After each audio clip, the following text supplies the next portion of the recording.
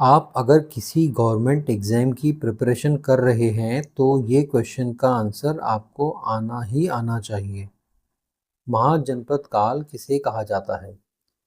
वेदों की रचना का काल, या जब छोटे-छोटे जनपद मिलकर बड़े राजनीतिक राज्य बने, जब भारत में पहली बार मौर्य साम्राज्य की स्थापना हुई, या जब गुप्त वंश ने उत्तर भारत पर शासन किया?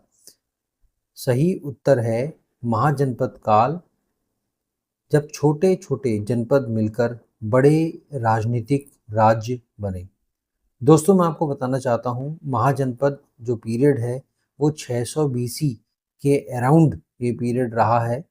और टोटल जब महाजनपद बने थे तो टोटल 16 महाजनपद देखे गए। इन 16 महाजनपद में 3 ऐसे महाजनपद थे जिनका अस्तित्व सबसे प्रमुख माना जाता है। उनमें पहला अवध, कौशल और अवंती। इसके बाद हम बात करते हैं महाजनपद जो पीरियड है, ये लेटर वैदिक पीरियड के बाद का पीरियड माना जाता है।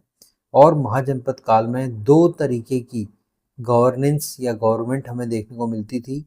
डेमोक्रेटिक, गणतंत्र जिसे हम बोलते हैं, और मोनार्की यानी कि राजा का तंत्र भी हमें देखने को मिलता है। देखिए, इसके बाद जो अगला पीरियड आया उसे हम मौर्य पीरियड के नाम से जानते हैं।